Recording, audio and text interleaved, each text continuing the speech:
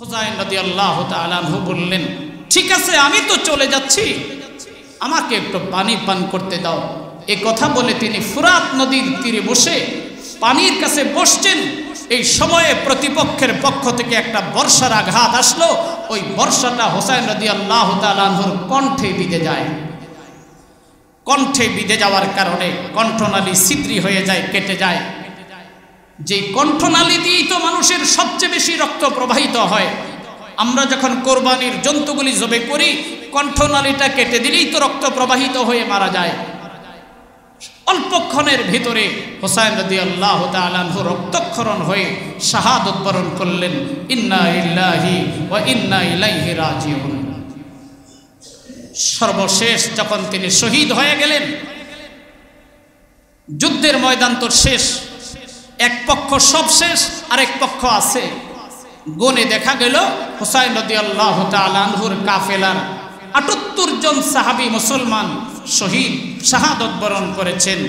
আর প্রতিপক্ষ গ্রুপের ৮৮ জন মুসলমান। এই জন্য বলছি, যেহেতু তারা কালিমাওয়ালা, তারা মারা গেছে। এরপরে সীমার এসে তার তরবারি দিয়ে হুসাইন রাদিয়াল্লাহু তাআলা আনহুর কল্লাকে তার বডি থেকে আলাদা করে ফেলেছে। নাউজুবিল্লাহ পড়ে। এই কল্লাকে দ্বিখণ্ডিত করে এই কল্লাকে নিয়ে যাওয়া হয় কুফার গভর্নর উবাইদুল্লাহ ইবনে জিয়াদের কাছে।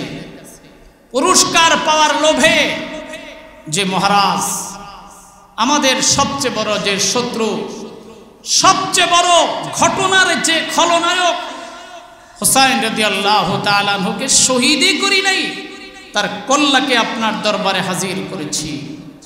উবাইদুল্লাহ ইবনে জিয়াদ আরো বড় উপঢৌকন পাওয়ার আশায় এখান থেকে রওনা হয়েছে সিরিয়ার দামেস্কে ইয়াজিদের রাজ দরবারে, রাষ্ট্রপ্রধানে, রাষ্ট্রীয় অতিথি ভবনে। সেখানে গিয়ে ইয়াজিদের কাছে পেশ করা হয় হযরতে হুসাইন রাদিয়াল্লাহু তাআলা আনহুর শির মুবারক। ইতিহাসের কিতাবে লেখা হয়, হুসাইন রাদিয়াল্লাহু তাআলা আনহুর শির মুবারক দেখে তখন ইয়াজিদ যে কথা বলেছিল, এই কথা তার মুখের কথা, বাকি অন্তরে কি আছে সেটা আল্লাহ ভালো জানে। উবাইদুল্লাহ ইবনে জিয়াদকে ধমক দিয়ে বলেছিল, আমি কি তোমাকে বলেছিলাম যে নবীর দৌহিত্র হুসাইনের কল্লা তুমি নিয়ে আসবা? আমি কি তোমাকে বলেছিলাম নবীর দৌহিত্র হুসাইনের সাথে তুমি যুদ্ধে জড়িয়ে যাবা? আমি তোমাকে বলেছিলাম যদি কোনোভাবে তারা বায়াত না গ্রহণ করে তবে তাদেরকে বড়জোর গ্রেফতার করবা, অ্যারেস্ট করবা, কারাবন্দী করবা। এর চেয়ে বড় নির্দেশ তো আমি দেই নাই। কেন তোমরা এতজন মানুষকে শহীদ করেছ? এটা তোমাদের জন্য উচিত হয়নি। এরপরে ইয়াজিদ বলছে, আমি যদি কারবালার ময়দানে উপস্থিত থাকতাম, এক বিন্দু পরিমাণ রক্ত কারবালার ময়দানে ঝরতে দিতাম না। এই কথা ছিল ইয়াজিদের বাহ্যিক কথা। বাকি সত্যিই যদি সে অন্তর থেকে ব্যথিত হয়, অন্তর থেকে যদি এই ঘটনা যদি না চেয়ে থাকতো, তাইলে উচিত ছিল তদন্ত কমিটি গঠন করে ইয়াজিদের শিরুচ্ছেদ কে কে করেছে, এই যুদ্ধের অগ্রণী সেনা ভূমিকার পালন কারা কারা করেছে, তাদের তালিকা করে সকলকে ফাঁসিতে ঝুলাও। উচিত কি এটা ছিল না? আমি তো বলি নাই জিহাদ করার জন্য, আমি তো বলি নাই যুদ্ধ করার জন্য, আমি তো বলি নাই নবী পরিবারকে খতম করার জন্য। আমার নির্দেশের বাহিরে গিয়ে তোমরা কেন এটা করলা? সবার তালিকা প্রণয়ন করো, সকলকে বন্দী করো, সকলকে জনসম্মুখে শিরুচ্ছেদ করো, শুলিতে চড়ায় ফাঁসি কাষ্টে ঝুলাও। উচিত তো ছিল ইয়াজিদের এটা করা। ইয়াজিদ এটা করে নাই। উপরন্তু যারা এই যুদ্ধে অগ্রণী ভূমিকা পালন করেছে তাদেরকে পুরস্কার করেছে। আর জোরে বলেন আমার প্রিয় দোস্ত আহবাব, ইয়াজিদকে আমরা কাফের বলছি না। এই জন্য কাফের বলছি না যে হুসাইন রাদিয়াল্লাহু তাআলা আনহু বলছেন যে আমাকে দামেস্কে যেতে দাও, আমি আমিরুল মুমিনিন ইয়াজিদের হাতে বায়াত নেই। যদি ইয়াজিদ কাফের হয় তো হুসাইন রাদিয়াল্লাহু তাআলা আনহু ইয়াজিদের হাতে কেন বায়াত হইতে চাইলেন?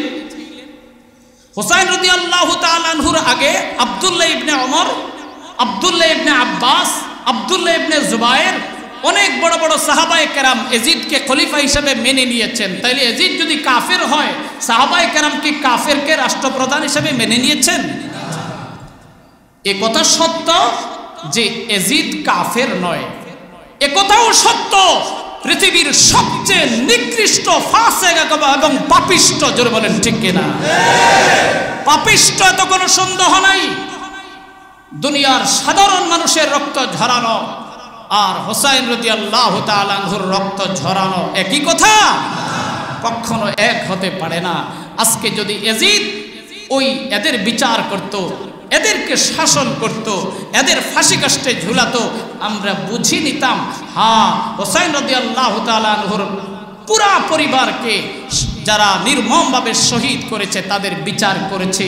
যেহেতু বিচার করে নাই, আমরা বুঝে নিতে পারি যে ইয়াজিদও মনে মনে চেয়েছিল যে আমাদের চোখের কাটা হুসাইনও যেন নিপাত হয়ে যায়। নাউজুবিল্লাহ পড়ে।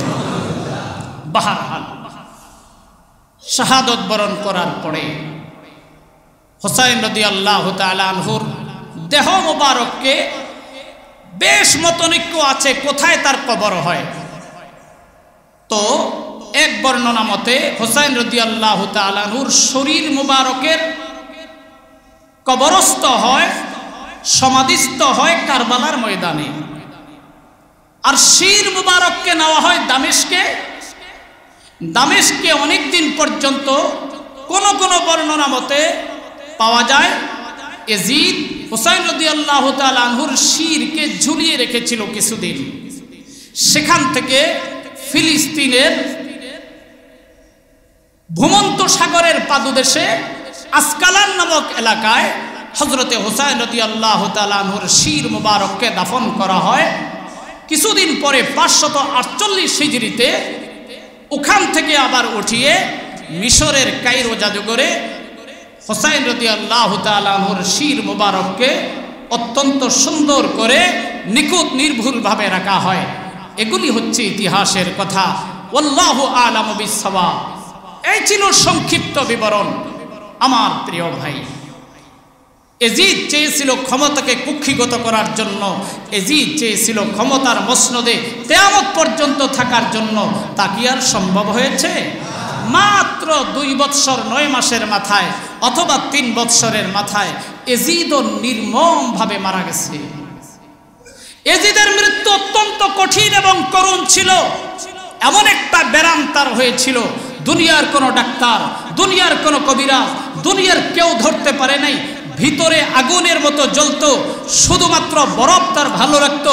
বরফের ভিতরে বসে থাকলে একটু আরাম লাগতো, আর বরফ দূরে সরাই দিলে আবার তার শরীর জ্বালা পোড়া আগুনের মতো লাগতো। হায় হায়, এই ছিল তার অবস্থা। কোনো ডাক্তার কবিরাজ ধরতে পারে নাই।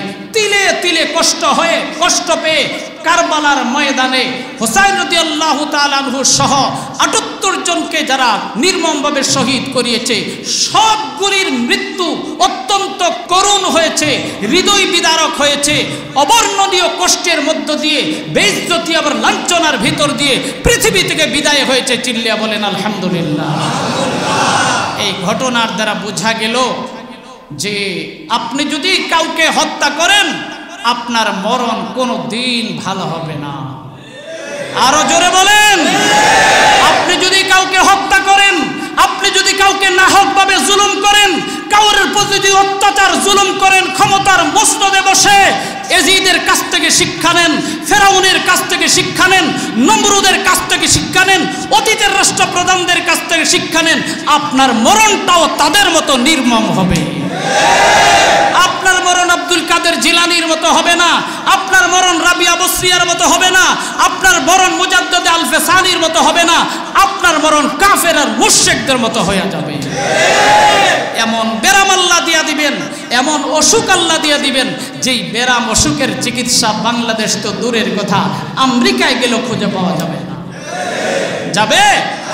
এই লম্বা ঘটনার সর্বশেষ কথা, হুসাইন রাদিয়াল্লাহু তাআলা আনহুর কারবালার ঘটনা থেকে আমরা শিক্ষা নিতে পারি, ইসলামের জন্য প্রয়োজন বোধে জীবন দিতে পারি, বাতিলের সাথে আপোষ করা যাবে না। জোরে বলেন ঠিক। ঠিক কিনা? যতদিন পর্যন্ত রক্তের বিন্দু আর কণিকা থাকবে ইসলামের জন্য মেহনত করব, আল্লাহর দ্বীনকে বুলন্দ রাখার জন্য, কোরআনকে সমুন্নত রাখার জন্য, নবীর ইজ্জতকে সমুন্নত করার জন্য। প্রয়োজনে জীবন দিব আমার, প্রয়োজনে জীবন দিব সন্তানের, প্রয়োজনে জীবন দিব পরিবারের, প্রয়োজনে জীবন দিব বন্ধু বান্ধবের। তারপরে বাতিলের সাথে এক সেকেন্ডের জন্য আপোষ হওয়া যাবে না। আসলে কারবালার ইতিহাস, হুসাইন রাদিয়াল্লাহু তাআলা আনহুর শাহাদাতের মর্মান্তিক বিবরণ আর ঘটনা অত্যন্ত সুবিস্তীর্ণ, অত্যন্ত ব্যাপক। এর উপরে কি পরিমাণ কিতাব যে আছে। তাবাকাতে সাআদের মধ্যে সিয়ারু আলামিন নুবালার ভিতরে, আল বিদায়া ওয়ান নিহায়ার ভিতরে, সিরাতে ইবনে হিশামের মধ্যে, তারিখে ইবনে খালদুনের ভিতরে এরকম শত শত নির্ভরযোগ্য কিতাব যেগুলি ইতিহাসের উপরে লেখা, সাহাবায়ে কেরামদের জীবনীর উপরে লেখা। কারবালার লম্বা ইতিহাস, বিস্তারিত বিবরণ সেখানে লেখা আছে। বিস্তারিত বলতে গেলে মাসের পর মাস শেষ হবে, হয়তো আলোচনা যথাযথভাবে সমাপ্তি করা কঠিন হবে। তাই সংক্ষিপ্ত আকারে আজকে আলোচনা সমাপ্তি করতে চাই। সকলে বলেন ইনশাআল্লাহ। আমরা গত সপ্তাহে আলোচনায় ছিলাম হযরতে হুসাইন রাদিয়াল্লাহু তাআলা আনহুর নিকটে কুফাবাসীর পক্ষ থেকে পর্যায়ক্রমে আমন্ত্রণ পত্র একের পর এক আসছে, বাহক প্রতিনিধি দল আসছে। চিঠির বিবরণ দিতে গিয়া ইতিহাসের কিতাবে লিখছে হুসাইন রাদিয়াল্লাহু তাআলা আনহুর কাছে ৮০,০০০ চিঠি জমা হয়। কত হাজার? ৫ জন, ৭ জন, ১০ জন প্রতিনিধি দল পাঠানো হয়। সর্বশেষ ৬০ জন সদস্য বিশিষ্ট একটা কাফেলা হুসাইন রাদিয়াল্লাহু তাআলা আনহুকে নেওয়ার জন্য আগমন করেন। কুফার অবস্থা প্র্যাকটিক্যাল অনুধাবন করার জন্য তিনার চাচাতো ভাই মুসলিম ইবনে আকিল রাদিয়াল্লাহু তাআলা আনহুকে প্রেরণ করা হয়। ইরাকের কুফা প্রদেশে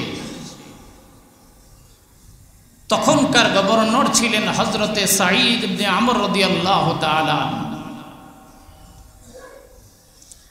তো হযরতে মুসলিম ইবনে আকিল রাদিয়াল্লাহু তাআলা আনহু ইরাকের কুফায় যাওয়ার পরে হাজার হাজার মানুষ তাকে স্বাগত জানিয়ে অত্যন্ত উঁচু মানের মেহমানদারি আর আপ্যায়নের মধ্য দিয়ে তিনাকে বরণ করে নেন।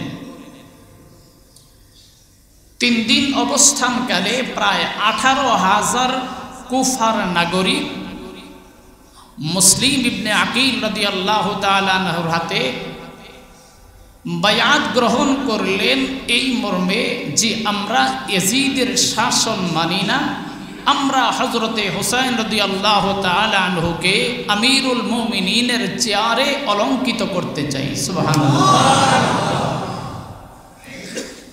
এই সার্বিক পরিস্থিতি অবলোকন করে তিনি চিঠি লিখলেন হুসাইন রাদিয়াল্লাহু তাআলা আনহুর কাছে যে ভাই, কালক্ষেপণ না করে আপনি আত্মীয় স্বজন, পরিবার পরিজন, দুস্থ আহবাব, আহলে বাইত সকলকে নিয়ে আপনি কুফার উদ্দেশ্যে যাত্রা শুরু করেন। এখন চিঠি তো চিঠির গতিতে চলছে, এদিক দিয়ে কুফার কিছু দুষ্ট চক্র, কিছু চাটুকার, ইয়াজিদের কিছু পদলিহান গ্রুপ পাও চাটা গোলাম, চাটুকারিতা যারা পছন্দ করে, এটা সব জামানায় সব রাষ্ট্রপ্রধানদের ডাইনে এবং বামে কিছু চাটুকার থাকে। চাটুকার বোঝেন তো? রাষ্ট্রপ্রধান জিজ্ঞাসা করছে, আচ্ছা বলো দেখি এখন কি দিন?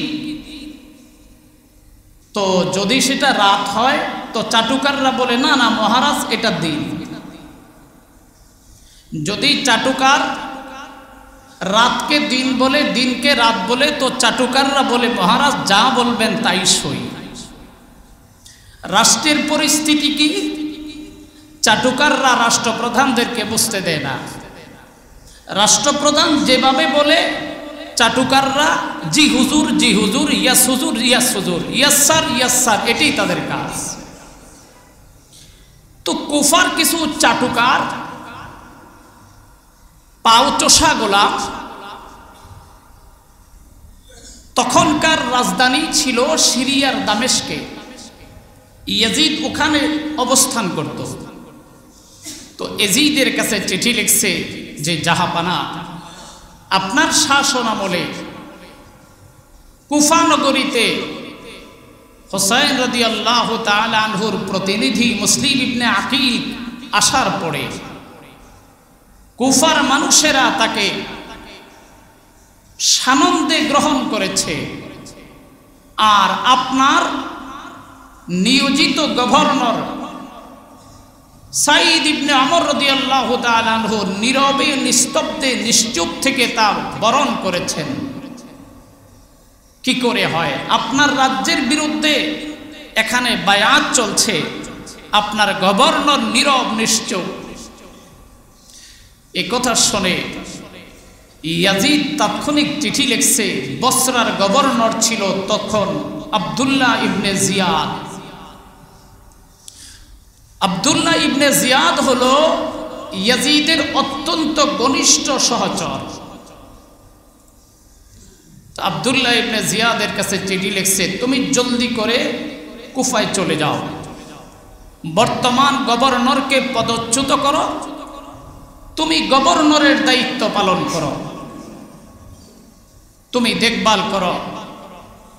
আর হুসাইন রাদিয়াল্লাহু তাআলা আনহুর যে প্রতিনিধি মুসলিম ইবনে আকিল আসছে, সে যদি বাড়াবাড়ি না করে তবে তাকে তার বাড়িতে যেতে দাও, অন্যথায় তাকে গ্রেফতার করে কারাবন্দী করে রাখো। তো রাষ্ট্রপ্রধান যে নির্দেশনা দিয়েছেন, রাষ্ট্রপ্রধানের কাছে ভালো সাজার জন্য চাটুকাররা এক ধাপ আগায়া সিদ্ধান্ত নেয়। লম্বা কথা, আব্দুল্লাহ ইবনে ইয়াজিদ কুফার গভর্নর হয়ে তার সেনা প্রধান হুর বিন ইয়াজিদকে ডেকে পাঠালো যে মুসলিম ইবনে আকিলকে গ্রেফতার করো, মুসলিম ইবনে আকিলকে ধরে নিয়ে আসো। তো মুসলিম ইবনে আকিল জানতে পারলেন যে তার গ্রেফতারি পরোয়ানা জারি হয়েছে। তাই তিনি তো মক্কার আদিবাসী, কুফার তো এলাকা চিনেন না, তো ভবগুরের মতো এলোমেলো ভাবে এখানে ওখানে আত্মগোপন করে থাকেন। পরিশেষে এক মহিলার বাড়িতে একটি রাত্রে আত্মগোপন করে থাকলেন। পরের দিন সকালে ওই মহিলার ছেলে আব্দুল্লাহ ইবনে ইয়াজিদকে সংবাদ জানালো যে মুসলিম ইবনে আকিল আমার বাড়িতে অবস্থান করছে। কুফার অবস্থা মুহূর্তেই পরিবর্তন। যেই 18,000 মানুষ 3 দিনে তার হাতে বায়াত গ্রহণ করেছে, রাষ্ট্রীয় পরিস্থিতি অবলোকন করে এই সুবিধাবাদ জিন্দাবাদী লোক, সব দেশে কিছু লোক থাকে সুবিধাবাদ জিন্দাবাদ, কথা বুঝতেছেন? যখন যেই সরকার থাকবে আমি সেই সরকারের লোক। দেখেন নেই এমন বহু লোক, কিছু লোক তো আছে মার্কা মারা, কেউ আওয়ামী লীগ করে, কেউ বিএনপি করে, কেউ জাসদ করে, কেউ বাসদ করে, কেউ জাতীয় পার্টি করে, কেউ জামাত করে। আর কিছু লোক আছে মুযাবযাবিনা বাইনা যালিকা লা ইলাহা হাউলাই ওয়ালা ইলাহা হাউলাই, এর কোনো দল নাই। যখন যেই সরকার থাকে তখন সেই সরকারের সাথে তাল মিলিয়ে কাজ করে। ঠিক ওই যে 18,000 এই লোকগুলি মুসলিম ইবনে আকিলকে বলছে, জীবন গেলে তোমার যাবে, জিহাদ করলে তুমি করবা, আমরা জিহাদও করব না, আমরা জীবনও দেব না। ওই যে মাঠে ময়দানে নেবে কিছু আগ্রহী ভাই বলে জিহাদ জিহাদ জিহাদ চাই, জিহাদ করে বাঁচতে চাই। যেই পুলিশ দেখে সেই আর মাঠে আর রাস্তায় নাই। তার মানে স্লোগান হওয়া দরকার, জিহাদ জিহাদ জিহাদ চাই, জিহাদ ছাড়া বাঁচতে চাই। ওই যে 18,000 ভক্তবৃন্দ মুহূর্তের ভিতরে তাকে আলাদা করে তারা সরে গেছে।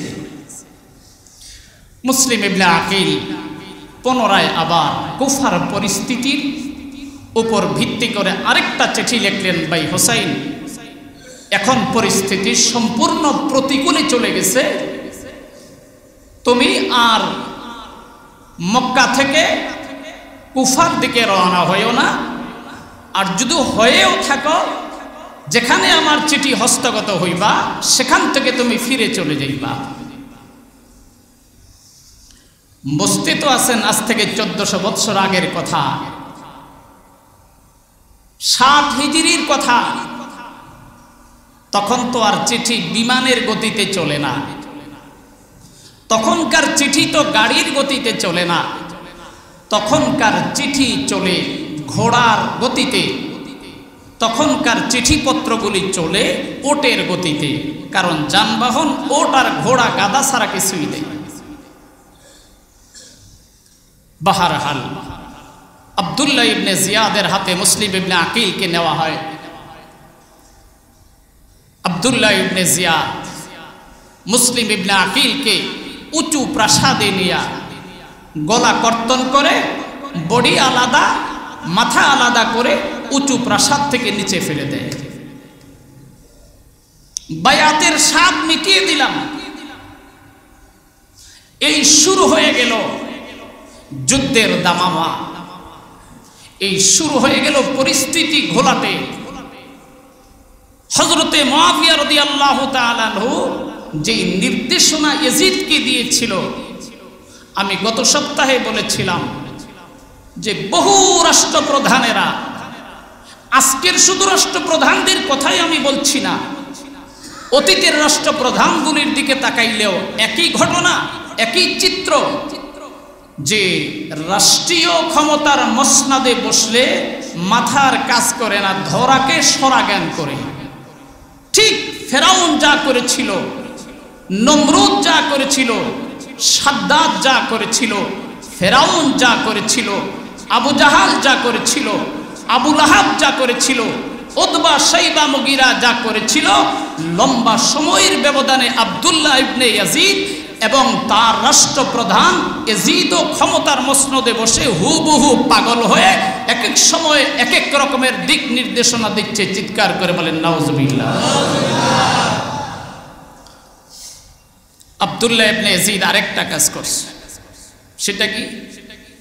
কুফার চতুর্দিকে 144 ধারা জারি করে, কঠোর লকডাউন আরোপ করে, বহিরাগত কোনো লোক কুফার বেষ্টনীতে ঢুকতেও পারবে না, আর কুফার ভিতর থেকে কোনো লোক বাহিরে যেতেও পারবে না। কেন? যে হোসাইন রাদিয়াল্লাহু তাআলা আনহু যদি কোনো ক্রমে খবর পেয়ে যায় পরিস্থিতি অনুকূলে নাই, তাইলে হয়তোবা হোসাইন রাদিয়াল্লাহু তাআলা আনহু আসবে না। তাই কোনোভাবেই যেন হোসাইন রাদিয়াল্লাহু তাআলা আনহু দূরে থাকতে সংবাদ না পায় কুফার অবস্থা সম্পর্কে, কঠোর লকডাউন আরোপ করে বাহিরের মানুষ ভিতরে ঢোকা, ভিতরের মানুষ বাহিরে যাওয়া সম্পূর্ণ নিষিদ্ধ। হযরতে হোসাইন রাদিয়াল্লাহু তাআলা আনহু আস্তে আস্তে একদম কুফার বর্ডারে চলে আসছেন। আব্দুল্লাহ ইবনে জিয়াদের সেনাপ্রধান হুর বিন ইয়াজিদ হযরতে হুসাইন রাদিয়াল্লাহু তাআলা আনহুকে বললেন, কেন আসছ?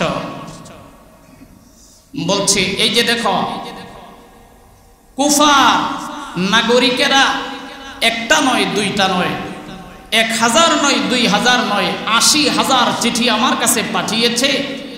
আমাকে বারবার লিখছে, কুফা নগরীর কোন মানুষ তোমাকে ছাড়া ইয়াজিদকে মেনে নেবে না। তাই কুফার মানুষের সদিচ্ছা অনুযায়ী, আশা আকাঙ্ক্ষা অনুযায়ী আমি কুফার মানুষের কাছে আসছি। তো বলছে, তোমার আগের যে প্রতিনিধি মুসলিম ইবনে আকিল, তার ব্যাপারে জানছো কিছু? বলে, না, সে তো কুফায় আছে, আমাকে চিঠি লিখছে, ভালো আছে। তো হুর বিন ইয়াজিদ বলছে যে না, তোমার ভাই, চাচাতো ভাই মুসলিম ইবনে আকিলকে শহীদ করা হয়েছে। 1 সেকেন্ডের ভিতরে হুসাইন রাদিয়াল্লাহু তাআলা আনহু কুফার অভ্যন্তরে পরিস্থিতি সম্পর্কে অনুধাবন করে ফেললেন। এখন পরিস্থিতি আমার অনুকূলে নয়। তো হযরতে হুসাইন রাদিয়াল্লাহু তাআলা আনহু চাইলেন, ঠিক আছে, যেহেতু কুফার পরিস্থিতি আমার অনুকূলে নয়, তো আমি কাজ করব, আমি যেহেতু আসছি, আমি আমিরুল মুমিনিন ইয়াজিদের সাথে আমি দেখা করতে চাই, দামেস্কে যেতে আমাকে দাও। তো বলছে, না, দামেস্কে ইয়াজিদের কাছে যেতে দেওয়া হবে না। তো হযরতে হুসাইন রাদিয়াল্লাহু তাআলা আনহু বারবার কাকুতি মিনতি করার পরে হুর বিন ইয়াজিদ বলছে, আপনার যা মন চায় আপনি যান। তখন হযরতে হুসাইন রাদিয়াল্লাহু তাআলা আনহু দামেস্কে যেতে চাইলেন। ওই যে মুসলিম ইবনে আকিলের আপন ভাই বেরাদর যারা, তারা বলছে, এই নবীর দৌহিত্র, আপনি দামেস্কে ইয়াজিদের কাছে যাবেন সুলহ করার জন্য, সন্ধি করার জন্য। আমার ভাইকে মেরে ফেলেছে, আমরা এদের সাথে জিহাদ করব, আমরা এই ভাইয়ের প্রতিশোধ দেব, আমরা এদের সাথে যুদ্ধ করব, এদেরকে নিপাত না করে আমরা এখান থেকে সরব না। এই আরেকটা ঝামেলা শুরু হয়ে গেল। যেহেতু হুসাইন রাদিয়াল্লাহু তাআলা আনহুর সাথে মুসলিম ইবনে আকিলের ভাই বেরাদর বন্ধু বান্ধবরা ছিল, এই কাফেলায় মোটামুটি 82 জন লোক ছিল। কতজন? 82 জন। বাহরহাল হযরতে হুসাইন রাদিয়াল্লাহু তাআলা অনেক বুঝাইয়া সমঝাইয়া এদেরকে রাজি করলেন। তিনি রওনা করেছেন কুফা থেকে সিরিয়ার রাজধানী দামেস্কের দিকে। আজকের গুগল ম্যাপে আপনারা সার্চ দিলে পাবেন যে হযরতে হুসাইন রাদিয়াল্লাহু তাআলা আনহু কুফা থেকে আবার রওনা করেছেন দামেস্কে। রাস্তার দূরত্ব হলো 904 কিলোমিটার। 904 কিলোমিটার। এই 904 কিলোমিটার রাস্তা যেতে যদি দৈনিক 100 কিলোমিটারও ধরা হয়, রাস্তা অতিক্রম যদি দৈনিক 100 কিলোমিটারও করে, তো যেতে কতদিন লাগবে? কতদিন? 9 দিন। যেতে যেতে হুসাইন রাদিয়াল্লাহু তাআলা আনহু কুফা নগরী থেকে 75 কিলোমিটার দূরে দামেস্কের রাস্তায়, যেই জায়গাটার নাম ফুরাত নদীর তীরবর্তী এলাকা, কারবালার ময়দান। এই কারবালার ময়দানে পৌঁছবার পরে আব্দুল্লাহ ইবনে ইয়াজিদের খুব ঘনিষ্ঠ একজন সহচর, তার নাম ছিল শিমার ইবনে জিলজাওশান, সে বাধা দিচ্ছে। কোথায় যান? বলে, আমি দামেস্কে যাই ইয়াজিদের সাথে কথা বলার জন্য। তো এই শিমার ইবনে জিলজাওশান অত্যন্ত প্রভাবশালী ক্ষমতাধর ব্যক্তি। অস্ত্র হাতে থাকলে তো শক্তি এমনি বেশি থাকে। অস্ত্রের পোশাক পরলে পরে, যুদ্ধের পোশাক পরলে এমনিই তো শরীর গরম, কোন বাহিনীর পোশাক যদি আপনিও গায়ে দেন আপনার শরীরও একটু গরম থাকবে। তো হুসাইন রাদিয়াল্লাহু তাআলা আনহু তো জিহাদ করার জন্য যান নাই। যদি জিহাদ করার জন্যই যাবেন তো এই কোলের বাচ্চা আব্দুল্লাহ, এই কোলের বাচ্চা আব্দুল্লাহকে তো নিয়ে যেতেন না। ছোট্ট ছোট্ট কোলের বাচ্চা শিশুগুলি, তারপরে নারীদেরকে, স্ত্রীদেরকে, বিবিদেরকে নিয়ে যেতেন না। হুসাইন রাদিয়াল্লাহু তাআলা আনহু তো সকলকে নিয়ে গেছেন কুফাতে বাস করার জন্য। তো কথায় কথায় অনেক কথা। শিমার ইবনে জিল জাওশান বলছে না, কোন ক্রমে আপনাকে যেতে দেওয়া হবে না। কি করবা?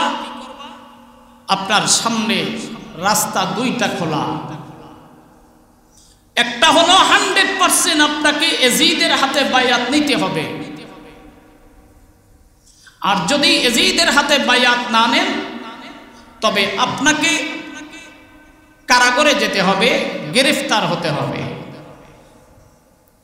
তো হযরতে হুসাইন রাদিয়াল্লাহু তাআলা আনহু বলছেন, আমি যদি বায়াত নেইও আমাকে দামেস্কে যেতে দাও, আমি এজিদের কাছে গিয়ে কথা বলে কিছু চুক্তিতে স্বাক্ষর করে তারপরে আমি এজিদের হাতে বায়াত গ্রহণ করব। তো শিমার বলছে না, কোনো সন্ধি নেই, কোনো চুক্তি নেই, কোনো শর্ত নেই, কোনো আপত্তি বিপত্তি নেই, আপনার কোনো চাওয়া আর পাওয়া নেই। সিদ্ধান্ত আমাদের, হয় আপনাকে বায়াত নিতে হবে, না হয় আপনাকে কারাবরণ করতে হবে। হযরতে হুসাইন রাদিয়াল্লাহু তাআলা আনহু বিপাকে পড়ে গেলেন। ওই রকম যুদ্ধের জন্য প্রস্তুতি, প্রিপারেশনও তো নিয়ে আসেন নাই। যত সামান্য সামানপত্র তেনাদের সাথে আছে। তো হুসাইন রাদিয়াল্লাহু তাআলা আনহু শিমার ইবনে জিল জাওশানকে বলছেন, ঠিক আছে, একটা কাজ করো, আমি 3টা প্রস্তাব তোমাদের কাছে দিতে চাই। কয়টা? 3টা। সমস্ত তারিখের কিতাবের ভিতরে 3টা প্রস্তাবের বিবরণ আছে। একটা প্রস্তাব হলো যে আমাকে আমিরুল মুমিনিন, বর্তমান রাষ্ট্রপ্রধান এজিদের কাছে যেতে দাও, আমি এজিদের সাথে সুলহ করব, সন্ধি করব, সমাধান করব। 1 নাম্বার। 2 নাম্বার, যদি দামেস্কে এজিদের কাছে যেতে না দাও তাহলে আমি যেখান থেকে আসছি সেখানে আমাকে ফিরে যেতে দাও। 3 নাম্বার, যদি দামেস্কেও আমাকে যেতে না দাও আর আমার গন্তব্যস্থল মক্কা অথবা মদিনায়ও যদি যেতে না দাও তবে আমাকে আপন গতিতে ছেড়ে দাও। 3য় কোনো মুসলিম রাষ্ট্রে আমি চলে যাব, সেখানে তারা যেভাবে আমাকে বরণ করে আমি সাধারণ নাগরিকের মতো করে থাকব, বায়াত গ্রহণ করার চিন্তা করব না, আমি আমার মতো করে নাগরিকত্ব মেনে নিয়ে আমি থাকব। 3য় কোনো রাষ্ট্রে আমাকে সুযোগ দাও, অথবা এমন কোন রাষ্ট্রের বর্ডারে যেতে দাও, বিজাতিদের সাথে আমি যুদ্ধ এবং জিহাদ করে শহীদ হয়ে আমি দুনিয়া থেকে বিদায় হতে চাই। সুবহানাল্লাহ। কারণ জিহাদ তো তোমাদের সাথে চলে না, যুদ্ধ তো তোমাদের সাথে মানায় না, তোমরা আর আমরা একই ভাই, একই বন্ধু। সুবহানাল্লাহ পড়ে। কারণ তোমরা যেই কালেমাওয়ালা, আমরা একই কালেমাওয়ালা, তোমরা যেই আল্লাহওয়ালা, আমিও সেই একই আল্লাহওয়ালা, তোমরা নবীওয়ালা। তোমাদের ধর্ম আমার ধর্ম, তোমার কর্ম আমার কর্ম, তোমার কালেমা আমার কালেমা, তোমার কোরআন আমার কোরআন, তোমার আল্লাহ আমার আল্লাহ, তোমার নবী আমার নবী, সবই তো এক। সুবহানাল্লাহ পড়ে। কি সুন্দর প্রস্তাবনা। সীমার পরিষ্কার করে বলছি, আব্দুল্লাহ ইবনে ইয়াজিদের কাছে চিঠি লিখছে, প্রস্তাব দিয়েছে হুসাইন রাদিয়াল্লাহু তাআলা।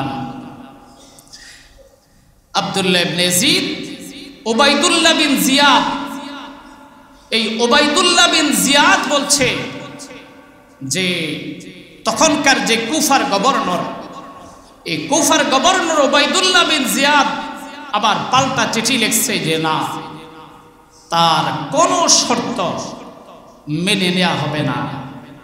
এখান থেকে সিদ্ধান্ত নিতে হবে সে বায়াত নিবে না মৃত্যুবরণ করবে। এক ধাপ আগায়া উবাইদুল্লাহ ইবনে জিয়াদ প্রস্তাব করেছে। সীমার্থ বলেছিল হয় আপনাকে বায়াত নিতে হবে, না হয় আপনাকে কারাবরণ করতে হবে। আর উবাইদুল্লাহ ইবনে জিয়াদ এক ধাপ আগায়া বলছে হয় আপনাকে বায়াত নিতে হবে, না হয় আপনাকে যুদ্ধে যেতে হবে। তো হযরতে হুসাইন রাদিয়াল্লাহু তাআলা আনহু বড় পেরেশান হয়ে গেলেন। এখন বর্তমানে যে জায়গায় অবস্থান করছেন সেই জায়গাটার নাম ফুরাত নদীর তীরবর্তী এলাকা, কারবালার ময়দান। এখানে সুন্দর করে তাঁবু বানিয়ে শিবির করে ৮২ জন আগত মেহমান হুসাইন রাদিয়াল্লাহু তাআলা আনহু সহ অবস্থান করছেন।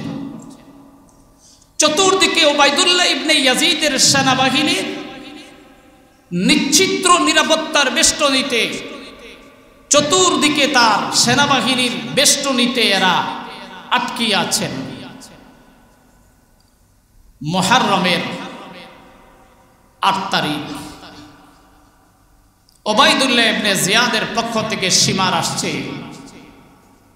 এসে বলছে আমাদের গভর্নর বলেছেন আপনি যুদ্ধের জন্য প্রস্তুতি হন, আগামীকাল আপনার সাথে জিহাদ হবে। যদি যুদ্ধে আপনি জয়লাভ করেন আপনি আমিরুল মুমিনিন হবেন, আর যদি আমরা বিজয় লাভ করি আমাদের ইয়াজিদ মহোদয় উনি রাষ্ট্রপ্রধান থাকবেন। এখন প্রশ্ন হলো হুসাইন রাদিয়াল্লাহু তাআলা আনহুকে জিহাদ করার জন্য আসছেন? জোরে বলেন না। কারণ তিনি যদি জিহাদ করার মেজাজ নিয়েই আসবেন তাহলে তো ওইভাবে প্রস্তুতি নিয়ে আসতেন। হুসাইন রাদিয়াল্লাহু তাআলা আনহু পেরেশান, নামাজ পড়তেছেন। ৮ তারিখ দিনগত রাত্রে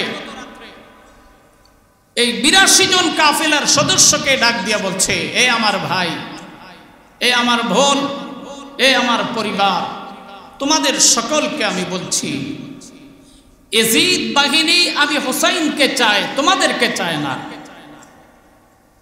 ইয়াজিদ বাহিনীর চোখের কাটা আমি হুসাইন, তোমরা নও।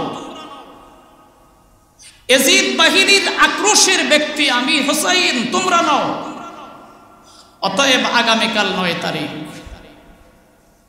তোমরা রাতের শেষ ভাগে সকলে চলে যাও, তোমরা সকলে মক্কা নগরীতে চলে যাও। আমার ছেলে মেয়ে যারা আছো, আমার পরিবার যারা আছো, আহলে বাইতে যারা আছো, আমার প্রতিবেশী যারা আছো, মুসলিম ইবনে আকিলের ভাই বন্ধু যারা আছো, তোমাদের সকলকে বলছি তোমরা চলে যাও। তো হযরতে হুসাইন রাদিয়াল্লাহু তাআলা আনহুর এক ভাই ছিলেন আব্বাস। এই আব্বাস ডাক দিয়ে বলছে, ছোট ভাই বলছে, ভাই হুসাইন আমি পরিষ্কার সাফ ভাষায় জানাই দিতে চাই, যতক্ষণ পর্যন্ত আল্লাহর নবীর মুহাব্বতের এক বিন্দু পরিমাণ রক্তের ফোঁটা, বিন্দু পরিমাণ রক্তের কণিকা আমাদের শরীরে থাকবে, 1 সেকেন্ডের জন্য কারবালার ময়দানে তুমি হুসাইনকে একা রেখে আমরা মক্কা নগরীতে যাব না।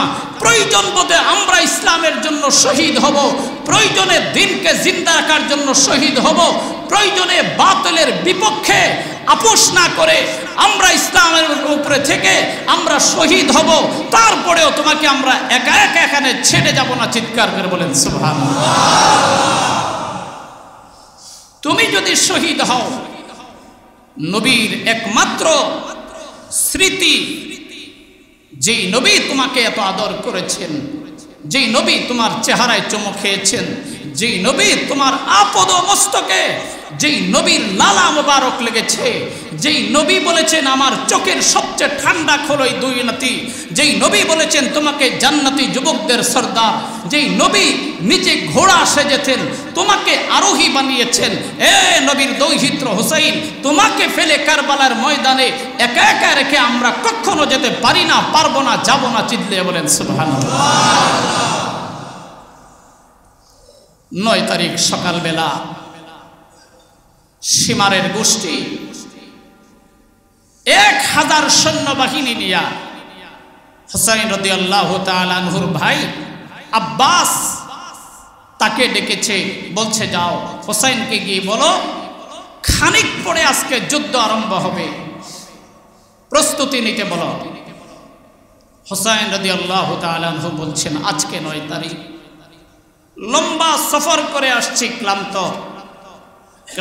বড় কথা নয়, একটা দিন তাদেরকে সময় দিতে বলো, আমাদের পিছনের কৃতকর্মের জন্য, আমাদের পিছনের গুনাহের জন্য, আমাদের পিছনের ভুল ত্রুটির জন্য আল্লাহ পাকের কাছে একনিষ্ঠভাবে তওবা করে মাপ চেয়ে এরপরে ইমানি জজবা নিয়ে আগামীকাল 10 মুহররম আমরা জিহাদের ময়দানে ঝাঁপিয়ে পড়ব, চিৎকার করে বলেন সুবহানাল্লাহ। এই প্রস্তাব ওবাইদুল্লাহ ইবনে জিয়াদের সেনা প্রধান সহ বাহিনীতে যারা ছিল এই প্রস্তাব মেনে নিয়েছে, ঠিক আছে আগামীকাল মুহররমের 10 তারিখ শুক্রবার মতান্তরের সোমবার জিহাদ হবে।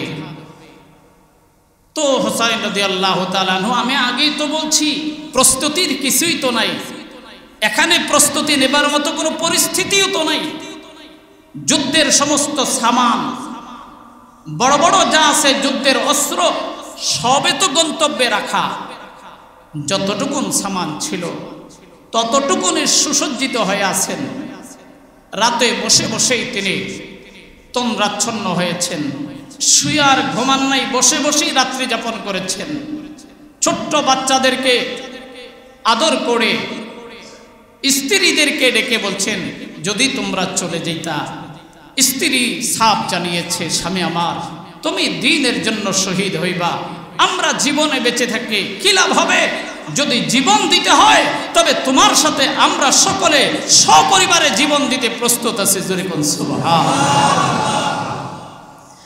এই বসে বসে তোমরা ঝিমাচ্ছেন, এই মুহূর্তে হঠাৎ করে ঝিমানো অবস্থায় দেখতেছেন মদিনার সোনার মদিনার পয়গম্বর মদিনাওয়ালা মুহাম্মদ রাসূলুল্লাহ সাল্লাল্লাহু আলাইহি ওয়াসাল্লাম ডাক দিয়ে বলছেন, এ আমার কলিজার টুকরা হুসাইন তুমি চিন্তা করো না, খানিক পরে তোমার সাথে আমার সাথে দেখা হয়ে যাবে। তো এই স্বপ্ন দেখার পরে সাথে সাথে এই 82 জন কাফেলার লোকদেরকে ডেকে বলছেন আমি নানাজিকে স্বপ্নে দেখেছি, নানাজি বলছেন খানিক পরে নাকি তেনার সাথে আমার দেখা হবে। তো এই কথা বলার পরে তার স্ত্রী, তার বোন জয়নব রাদিয়াল্লাহু তাআলা আনহু, তিনার ছেলে আলী আসগর, তিনার ছেলে আলী আকবর, মুসলিম ইবনে আকিলের ভাই আব্বাস সহ যারা ছিলেন সবাই কান্না শুরু করে দিয়েছেন।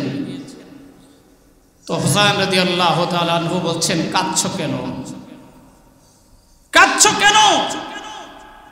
আমি তো অসৎ উদ্দেশ্যে আসি নাই, আমি খেলাফতের মসনদ দখল করার জন্য আসি নাই।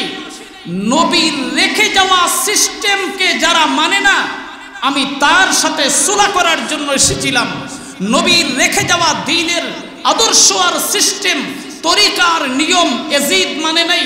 আগের আবু বকর যে সিস্টেমে খলিফার মসনদে বসেছিলেন, আগের নবী আলাইহিস সালামের রেখে যাওয়া সিস্টেমে ওমর রাদিয়াল্লাহু তাআলা আনহু আমিরুল মুমিনিন হয়েছিলেন, ওসমান হয়েছিলেন, আলী হয়েছিলেন, হাসান হয়েছিলেন, মুআবিয়া রাদিয়াল্লাহু তাআলা আনহু হয়েছিলেন।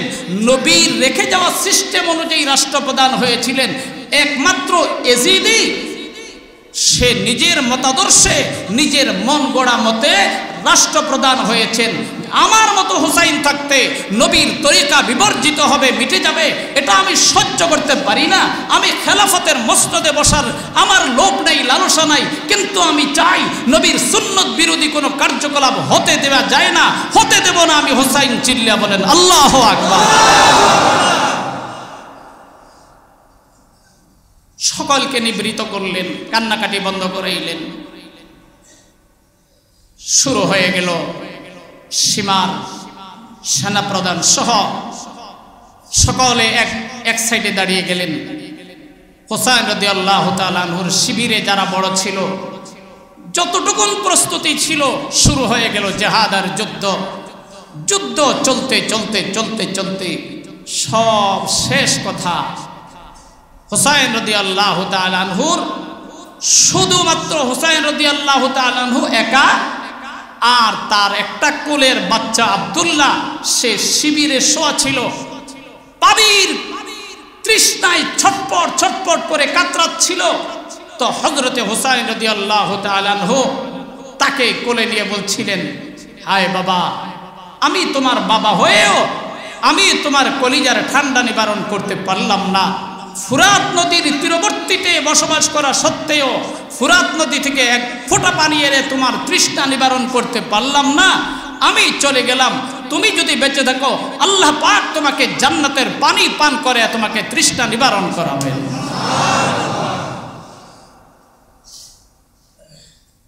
তো হযরতে হুসাইন রাদিয়াল্লাহু তাআলা আনহু এই ছেলেটা আব্দুল্লাহকে কোলে নিয়ে ভাবে প্রবোধ দিচ্ছিলেন। এই সময় সীমারের একজন লোক, তার বাহিনী এমন জোরে তীর মেরেছে, ওই তীর এসে এই আব্দুল্লাহর বুকে বিঁধে গেছে, রক্ত অঝর দ্বারায় ঝরছে। রক্ত পড়তে পড়তে হুসাইন রাদিয়াল্লাহু তাআলা আনহুর হাতেই কোলেই আব্দুল্লাহ শাহাদত বরণ করলেন। যেতে যেতে ৭৮ জন পুরুষ ছিল এই ৮২ জনের কাফেলায়। এই ৭৮ জনের মধ্যে ৭৭ জন হুসাইন রাদিয়াল্লাহু তাআলা আনহু ছাড়া, আর এই শিবিরে যতগুলি মহিলা ছিল ওই মহিলাগুলি ছাড়া বাকি ৭৭ জন সবাই শাহাদত বরণ করেছেন। ইন্না লিল্লাহি ওয়া ইন্না ইলাইহি রাজিউন। হুসাইন রাদিয়াল্লাহু তাআলা আনহু বললেন, ঠিক আছে, আমি তো চলে যাচ্ছি, আমাকে একটু পানি পান করতে দাও। এই কথা বলে তিনি ফুরাত নদীর তীরে বসে পানির কাছে বসছেন। এই সময়ে প্রতিপক্ষের পক্ষ থেকে একটা বর্ষার আঘাত আসলো। ওই বর্ষাটা হুসাইন রাদিয়াল্লাহু তাআলা আনহুর কণ্ঠে বিঁধে যায়। কণ্ঠে বিঁধে যাওয়ার কারণে কণ্ঠনালী ছিদ্রি হয়ে যায়, কেটে যায়। যে কণ্ঠনালী দিয়েই তো মানুষের সবচেয়ে বেশি রক্ত প্রবাহিত হয়। আমরা যখন কোরবানির জন্তুগুলি জবে করি, কণ্ঠনালীটা কেটে দিলেই তো রক্ত প্রবাহিত হয়ে মারা যায়। অল্পক্ষণের ভিতরে হুসাইন রাদিয়াল্লাহু তাআলা আনহু রক্তক্ষরণ হয়ে শাহাদত বরণ করলেন। ইন্না লিল্লাহি ওয়া ইন্না ইলাইহি রাজিউন। সর্বশেষ যখন তিনি শহীদ হয়ে গেলেন, যুদ্ধের ময়দান তো শেষ, এক পক্ষ সব শেষ, আরেক পক্ষ আছে।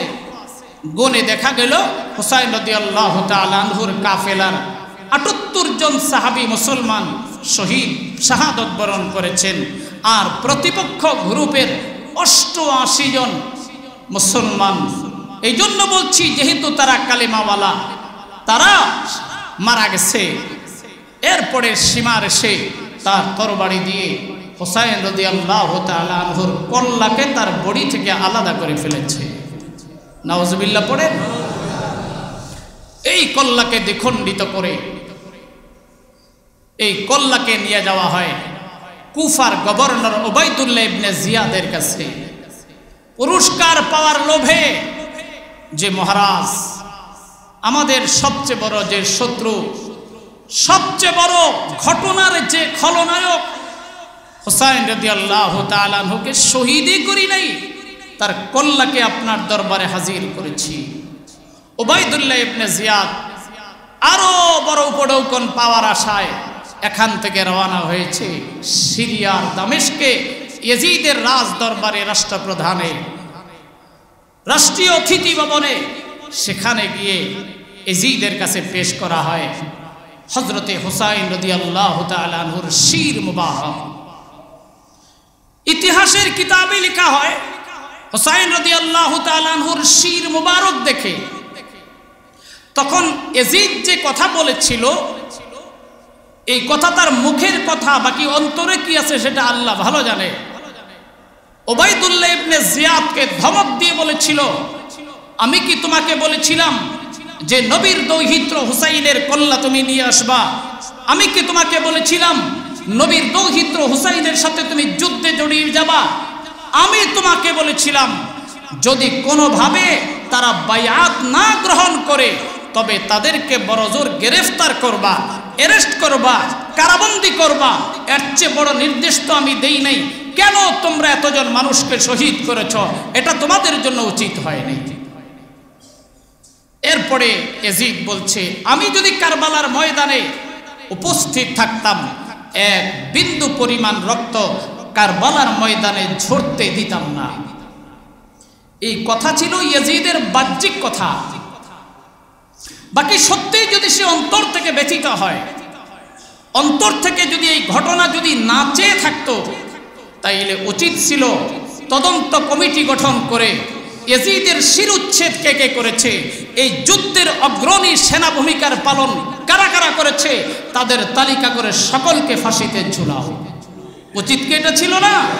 আমি তো বলি নাই জিহাদ করার জন্য, আমি তো বলি নাই যুদ্ধ করার জন্য, আমি তো বলি নাই নবী পরিবারকে খতম করার জন্য। আমার নির্দেশের বাহিরে গিয়ে তোমরা কেন এটা করলা? সবার তালিকা প্রণয়ন করো, সকলকে বন্দি করো, সকলকে জনসম্মুখে শিরুচ্ছেদ করো, শুলিতে চড়ায় ফাঁসি কাষ্টে ঝুলাও। উচিত তো ছিল ইয়াজিদের এটা করা। এজিদ এটা করে নাই। উপরন্ত যারা এই যুদ্ধে অগ্রণী ভূমিকা পালন করেছে তাদেরকে পুরস্কার করেছে।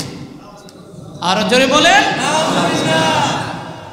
আমার প্রিয় দোস্ত আহবাব, এজিদকে আমরা কাফের বলছি না। এই জন্য কাফের বলছি না যে হুসাইন রাদিয়াল্লাহু তাআলা আনহু বলছেন যে আমাকে দামেস্কে যেতে দাও, আমি আমিরুল মুমিনিন এজিদের হাতে বায়াত নেই। যদি এজিদ কাফের হয় তো হুসাইন রাদিয়াল্লাহু তাআলা আনহু এজিদের হাতে কেন বায়াত হইতে চাইলেন? হুসাইন রাদিয়াল্লাহু তাআলা আনহুর আগে আব্দুল্লাহ ইবনে ওমর, আব্দুল্লাহ ইবনে আব্বাস, আব্দুল্লাহ ইবনে জুবায়ের, অনেক বড় বড় সাহাবায়ে কেরাম এজিদকে খলিফা হিসেবে মেনে নিয়েছেন। তাইলে এজিদ যদি কাফের হয় সাহাবায়ে কেরাম কি কাফেরকে রাষ্ট্রপ্রধান হিসেবে মেনে নিয়েছেন? এ কথা সত্য যে এজিদ কাফের নয়, এ কথাও সত্য পৃথিবীর সবচেয়ে নিকৃষ্ট ফাসিক এবং পাপিষ্ট, জোরে বলেন ঠিক কিনা? পাপিষ্ট এত কোনো সন্দেহ নাই। দুনিয়ার সাধারণ মানুষের রক্ত ঝরানো আর হুসাইন রাদিয়াল্লাহু তাআলা আনহুর রক্ত ঝরানো একই কথা? কখনো এক হতে পারে না। আজকে যদি এজিদ ওই এদের বিচার করত, এদেরকে শাসন করত, এদের ফাঁসি কাষ্টে ঝুলাতো, আমরা বুঝি নিতাম হ্যাঁ হুসাইন রাদিয়াল্লাহু তাআলা আনহুর পুরা পরিবারকে যারা নির্মমভাবে শহীদ করেছে তাদের বিচার করেছে। যেহেতু বিচার করে নাই আমরা বুঝে নিতে পারি যে এজিদও মনে মনে চেয়েছিল যে আমাদের চোখের কাটা হুসাইনও যেন নিপাত হয়ে যায়। নাউজুবিল্লাহ পড়ে। বাহরহাল শাহাদত বরণ করার পরে হুসাইন রাদিয়াল্লাহু তাআলা আনহুর দেহ মোবারককে বেশ মতনৈক্য আছে কোথায় তার কবর হয়। তো এক বর্ণনা মতে হুসাইন রাদিয়াল্লাহু তাআলা আনহুর শরীর মুবারকের কবরস্থ হয়, সমাধিস্থ হয় কারবালার ময়দানে, আর শির মুবারককে নেওয়া হয় দামেস্কে। দামেস্কে অনেকদিন পর্যন্ত কোন কোন বর্ণনা মতে পাওয়া যায় এজিদ হুসাইন রাদিয়াল্লাহু তাআলা আনহুর শিরকে ঝুলিয়ে রেখেছিল কিছুদিন। সেখান থেকে ফিলিস্তিনের ভূমন্ত সাগরের পাদদেশে আসকালান নামক এলাকায় হযরতে হুসাইন রাদিয়াল্লাহু তাআলা আনহুর শির মুবারককে দাফন করা হয়। কিছুদিন পরে 548 হিজরিতে ওখান থেকে আবার উঠিয়ে মিশরের কায়রো জাদুঘরে হুসাইন রাদিয়াল্লাহু তাআলা আনহুর শির মুবারককে অত্যন্ত সুন্দর করে নিখুঁত নির্ভুলভাবে রাখা হয়। এগুলি হচ্ছে ইতিহাসের কথা। আল্লাহু আ'লামু বিস-সাওয়াব। এই ছিল সংক্ষিপ্ত বিবরণ। আমার প্রিয় ভাই,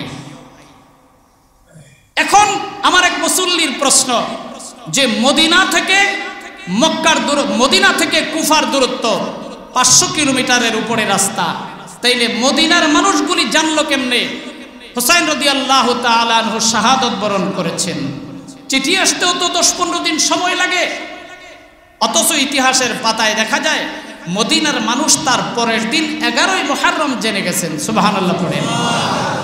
তো কিতাবে আসছে নবী আলাইহিস সালামের সবচেয়ে বড় মুফাসসির আব্দুল্লাহ ইবনে আব্বাস রাদিয়াল্লাহু তাআলা আনহু, যে আব্দুল্লাহ ছোট থাকাকালে নবী আলাইহিস সালাম তার সিনার মধ্যে লাগায়া তিনি বলছেন, জাম্মানি রাসূলুল্লাহ সাল্লাল্লাহু আলাইহি ওয়াসাল্লাম, আমাকে নবী আলাইহিস সালামের বুকের সাথে সিনার সাথে জোরে চাপ দিয়া এরপরে বলেছিলেন, আল্লাহুম্মা আল্লিমহুল কিতাব, আল্লাহ আমার দ্বীনের মুফাসসির, আল্লাহ তোমার কিতাবের মুফাসসির তুমি আব্দুল্লাহকে বানায় দিও।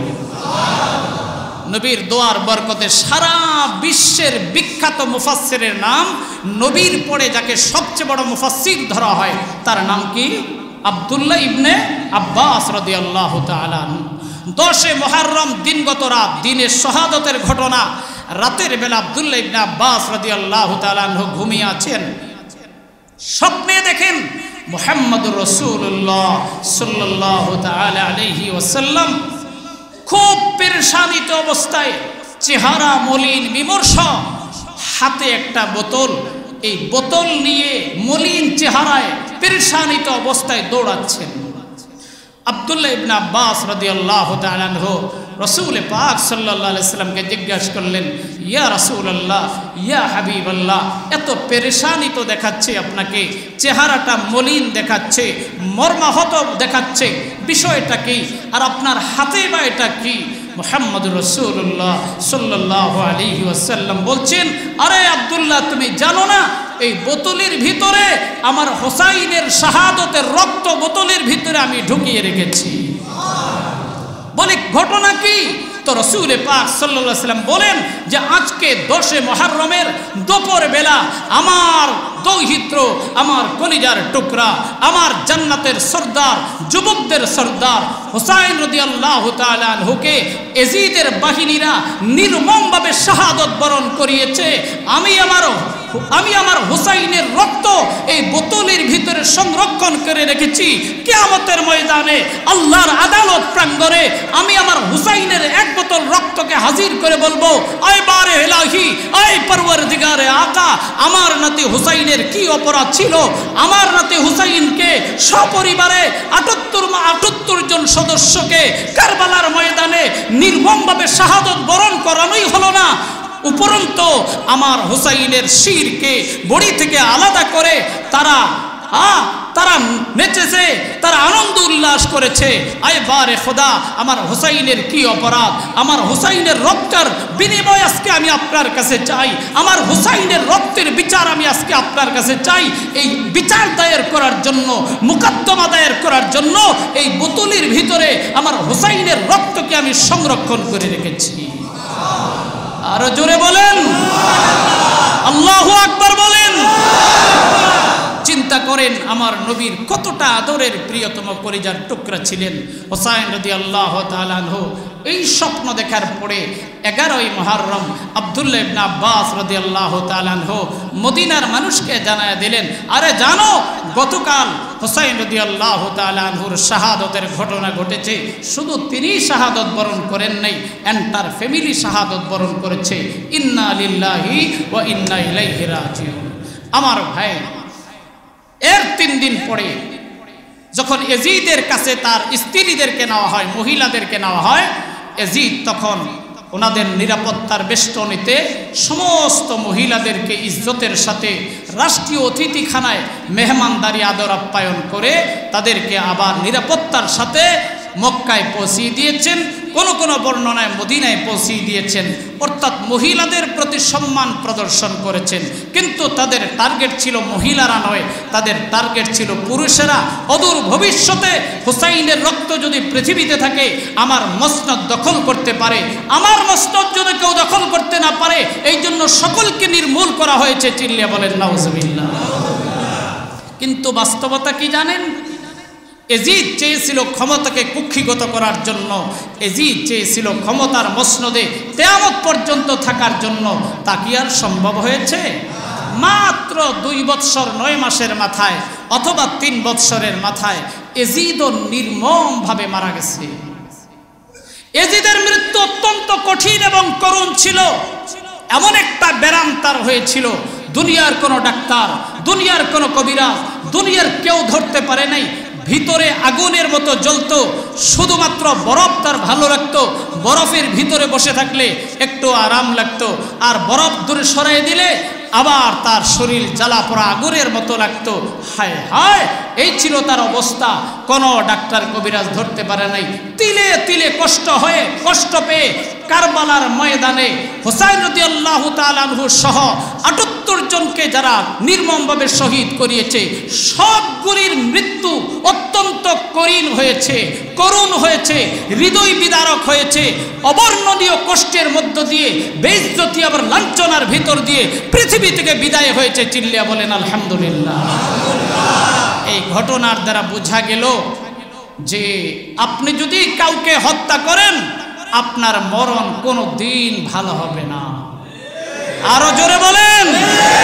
আপনি যদি কাউকে হত্যা করেন, আপনি যদি কাউকে নাহকভাবে জুলুম করেন, কাউর প্রতি যদি অত্যাচার জুলুম করেন, ক্ষমতার মসনদে বসে এজিদের কাছ থেকে শিক্ষা নেন, ফেরাউনের কাছ থেকে শিক্ষা নেন, নমরুদের কাছ থেকে শিক্ষা নেন, অতীতের রাষ্ট্রপ্রধানদের কাছ থেকে শিক্ষা নেন, আপনার মরণটাও তাদের মতো নির্মম হবে। আপনার মরণ আব্দুল কাদের জিলানীর মতো হবে না, আপনার মরণ রাবিয়া বসরিয়ার মতো হবে না, আপনার মরণ মুজাদ্দিদ আল-ফেসানির মতো হবে না, আপনার মরণ কাফের আর মুশরিকদের মতো হয়ে যাবে। এমন বেরাম আল্লাহ দিয়া দিবেন, এমন অসুখ আল্লাহ দিয়া দিবেন, যেই বেরাম অসুখের চিকিৎসা বাংলাদেশ তো দূরের কথা, আমেরিকায় গেলেও খুঁজে পাওয়া যাবে না। যাবে?